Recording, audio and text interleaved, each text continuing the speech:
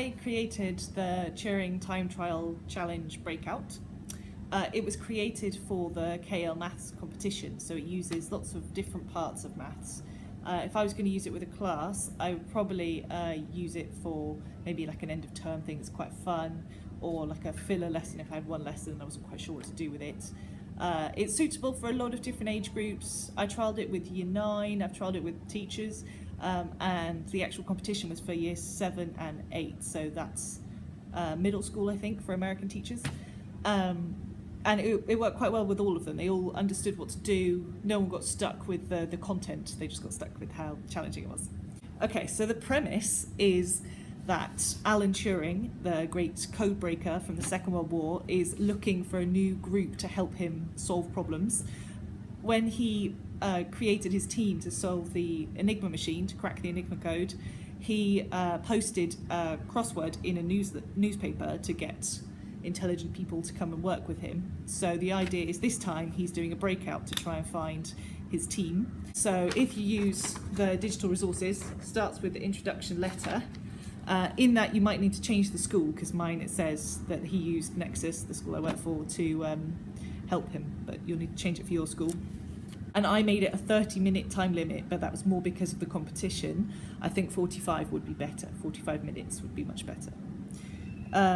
Yeah, so that's where they start. They start by reading this letter, and that's it. So I didn't give them any other instructions. I handed them a manila envelope with it written inside. To go through the instructions, how you set it up, and hopefully how you solve it, what the kids should be doing too. So what you need to do is print all your resources. Okay, so this is the instruction sheet. That's the introduction I already talked about. There's also a file that's called QR code. So that is a double-sided something you need to print. So one side has an Enigma machine, the other side has a QR code. So I would print and laminate it, because it just means it stays sturdier for when they have to put the puzzle together and do the QR code. I had absolutely no problem with QR codes all cut up, so nobody had an issue with that, so it was good. Okay, you also need to print out all the planets. So on there's a bunch of different planets like this. I laminated only because I was reusing these and I didn't want kids to write on them and then tell the next group any clues. So that's why they're laminated. They don't have to be though. Okay, then you've also got some other printing to do, some more little clues. So they're just little clue messages that you'll find on that file too. And then of course my congratulations letter I also put in, and a picture of the lovely Alan Turing's face. Next you need your UV pen. So the UV pen is going to be used to write on some of the planets. So if you notice on the instructions, that's the first part. So it says on the back of Mercury, Neptune, Venus and Saturn, you're writing different things. Okay, on the back you're writing these things. We'll explain why in a bit. On the shine the light clue and Alan Turing, you're also writing things. So on Alan Turing, that's the reason there's a gap down the bottom. I wrote pi in there, 3.14159, etc. And on the shine the light here, that's to show them what the UV pen does. So on there you write a little message as well. You just need your other physical items. So in the breakout box, it doesn't have this one, my favourite. This one is a dictionary that isn't a dictionary, it's a lockbox inside. But you could easily replace it with an actual dictionary, because you could just slip some of the things that you need to put inside the dictionary in between the pages, or you could replace it with a box with a key. It wouldn't matter too much, and you could always just put a cover of a dictionary over it. So there's lots of ways around that. You don't have to buy this. Otherwise, you need a picture frame, a box with a combination on it. For the actual breakout box, mine isn't an official one, you need a 5-letter lock and a 3-digit combination lock, and they both go on there. You need the standard UV pen, like that. So the setup instructions. So you're putting the intro letter, the hint cards, and a piece of laminated jigsaw puzzle inside a manila envelope. Okay, so in here is hint cards, intro letter, and one piece of jigsaw to give them the hint that they're looking for that jigsaw. Okay, so in here, on the letter, it says, if you're lost, just look at my face to give you strength. So that hopefully points them towards the picture of Alan Turing that's in the photo frame. So in here, Alan Turing's lovely face.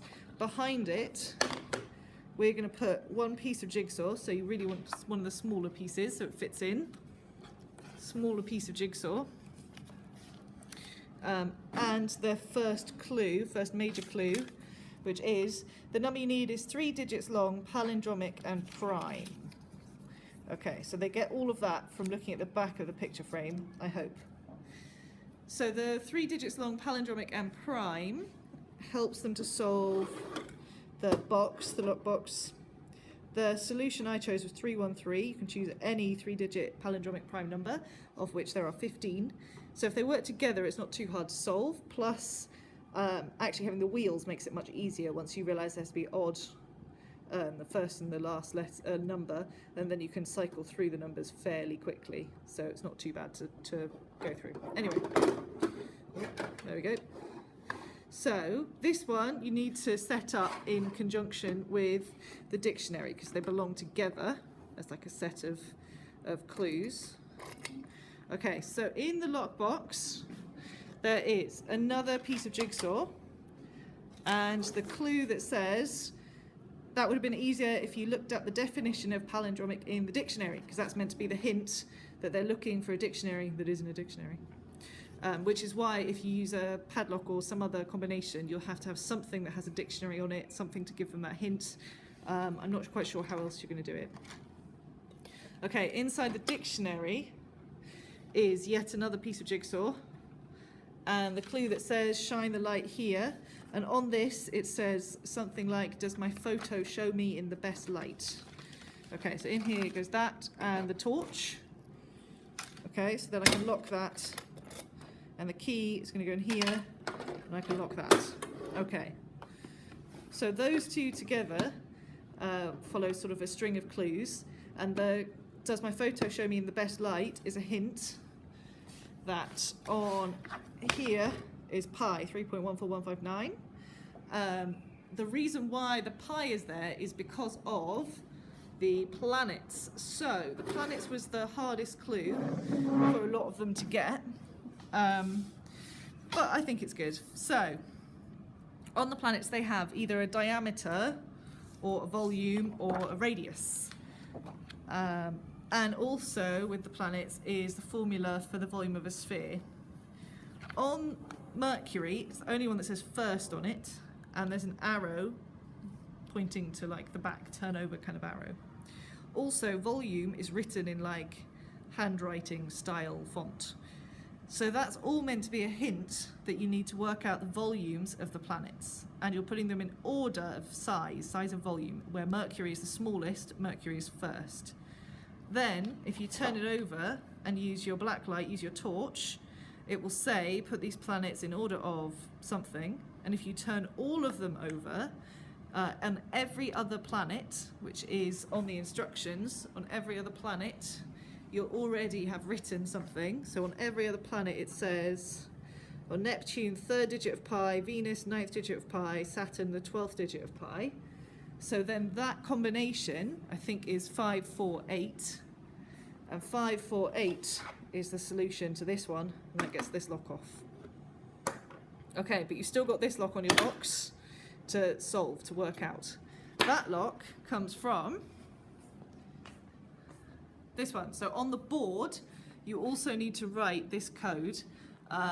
When they go through the cipher, it's going to say an angle less than 90 degrees, which of course the solution is acute. How do they get the cipher? Well, that is what the puzzle pieces are. So the other puzzle pieces, you're going to have to hide around your room when you hide all these planets. And when they put the Enigma machine together and then flip it over, it'll make our QR code that takes them to a Google form where there's a picture of a hexagon split into equilateral triangles, and it says how many quadrilaterals can you find in the hexagon. The answer is 12, so it won't take them to the cipher, to the code to crack that until they put the answer of 12 in. They can try as many times as they like. Yes, a lot of groups just try lots of numbers till they get there, but nothing much you can do about that. So, right, so they put this in, they've got the code, they've figured out the answer is acute, and what they'll most likely do is come over here and try and put acute in your lock, but there is no A, so they can't put acute in. So what they have to do is put a qt back through the cipher, so write it as if it was written in the code, and they'll get to KCHJW, and that will crack open this, and they'll crack into their box. And I gave them a congratulations letter, pretended it was from Alan again, for our challenge.